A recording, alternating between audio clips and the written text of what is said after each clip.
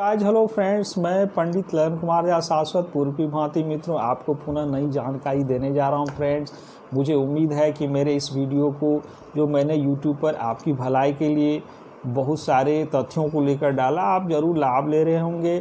मुझे भी काफ़ी अप्रिशिएट कर रहे हैं, मुझे काफ़ी उत्साह बढ़ा रहे हैं मित्रों। मुझे बहुत खुशी होती है कि बहुत सारे व्यूज़ आए हुए हैं, बहुत सारे लोगों ने इसे लाइक किया। मित्रों, मैं आपको एक बहुत ही जो स्वास्थ्य संबंधी जानकारी है मित्रों, जो मेरा अनुभव रहा, मैं वो बताना चाहता हूँ। आज के समय में कोलेस्ट्रॉल एक ऐसी बाधा के रूप में खड़ी हुई है, जिस तरह से डायबिटीज प्राय हर लोगों के शरीर में व्याप्त होता जा रहा है। उस तरह से कोलेस्ट्रॉल में देखता हूँ 22 साल, 25 साल, 28 साल, 30 साल के उम्र वाले युवा में भी, लड़के में भी व्याप्त हो गई है। इसका बहुत सारा कारण है जो आप YouTube पर देखते होंगे और बहुत सारी सलाह भी आपको मिलती होगी मित्रों।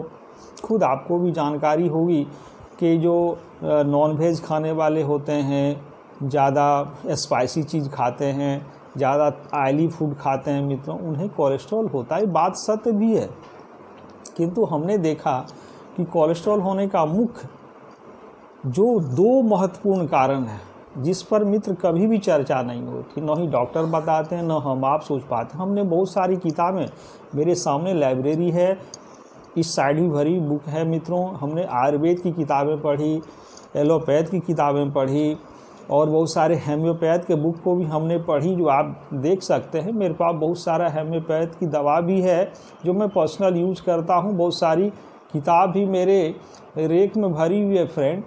तो हमने देखा कि ये जो कोलेस्ट्रॉल का मुख्य कारण, चूँकि मैं भी इससे ग्रसित रहा, जाने अनजाने में, नादानी में मैं भी कोलेस्ट्रॉल से ग्रसित हुआ, कुछ बाजारू सामान खाने के कारण। किंतु जो दो मुख्य कारण है जो किसी के जेहन में नहीं आती, किसी की नज़र में नहीं आती, वो सबसे बड़ा काउज है। आप इस पर गौर करें। अगर इन काउज को आप गौर करेंगे फ्रेंड, तो शायद आप इस रोग से निश्चित ही मुक्ति पा लेंगे और ये रोग नहीं होगा।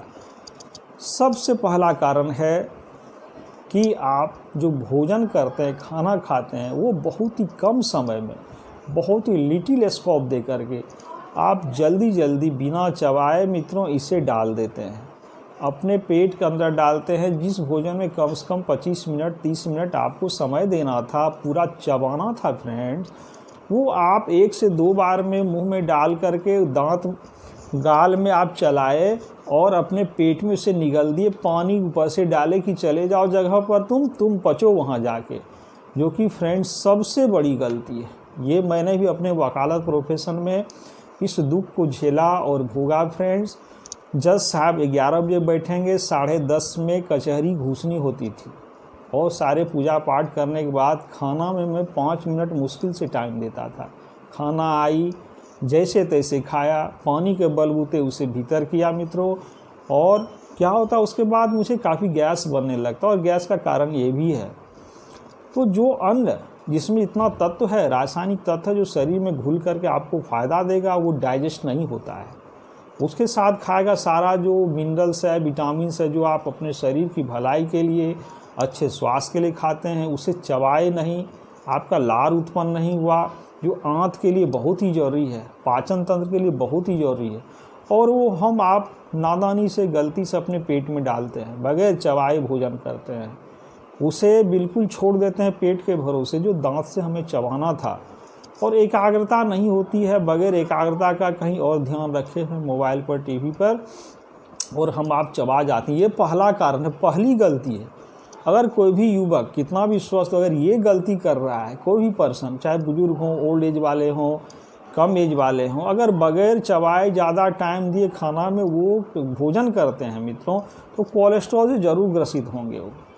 दूसरा सबसे महत्वपूर्ण कारण है कि हम जो फाइबर वाला भोजन है, जो फाइबर युक्त होना चाहिए, वो नहीं लेकर के जो बिल्कुल ही सॉफ्ट नॉर्मल है, जो मैदा का यूज किया हुआ है, ये भोजन ज़्यादा लेने लगते हैं।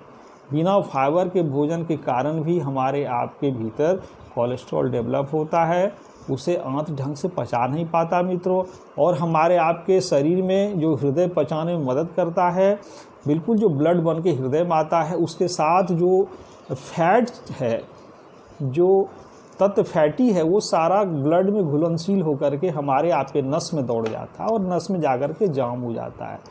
तो इसमें वही HDL, LDL जो हाई कैपेसिटी की कोलेस्ट्रॉल है, जो लो कैपेसिटी कोलेस्ट्रॉल है मित्रों, शरीर में लो कैपेसिटी वाली जो कोलेस्ट्रॉल है वो बहुत ही हार्मफुल होता है। बगैर चबाए भोजन करने से, बहुत ज़्यादा मीट मछली स्पाइसी चीज़ खाने से, और बगैर लार पैदा किए भोजन करने से, खास करके फैटी चीज़ और बिना फाइबर वाला जो मैदा से बना हुआ सामान है खाने से कोलेस्ट्रॉल निश्चित आपके शरीर में बनेगा। और तीसरी कारण मित्रों है कि आपका शारीरिक श्रम नहीं करना, बैठे हुए कुर्सी टेबल पर ज़्यादा वर्क करते हैं, आप शरीर को ज़्यादा हरासमेंट में नहीं ले जाते हैं, वॉकिंग वगैरह नहीं करते हैं, तो आप कोलेस्ट्रॉल से निश्चित ग्रसित होइए। अगर इन तीन चीज़ों पर ध्यान दें, पहला भोजन आपको चबा के समय दे के करना है, दूसरा जो फाइबर वाली सामान है उसे प्रयुक्त करना है, जैसे सलाद वगैरह हो गया, तीसरा है कि आप थोड़ा सा अपने शरीर को बिल्कुल थकाएं, आप वॉकिंग वगैरह करें, तो आप कोलेस्ट्रॉल से अगर ग्रसित हैं तो आप मुक्त ज़रूर होंगे। मैं भी ग्रसित था, बट आज मेरे शरीर में अच्छा कोलेस्ट्रॉल डेवलप है जो शरीर के लिए जरूरी है। बैड कोलेस्ट्रॉल मेरा ख़त्म हो चुका है फ्रेंड, और कोलेस्ट्रॉल से बहुत सारी परेशानी आती है जो डॉक्टर बताते हैं, ब्लॉकेज वगैरह आती है, हार्ट प्रॉब्लम आती है।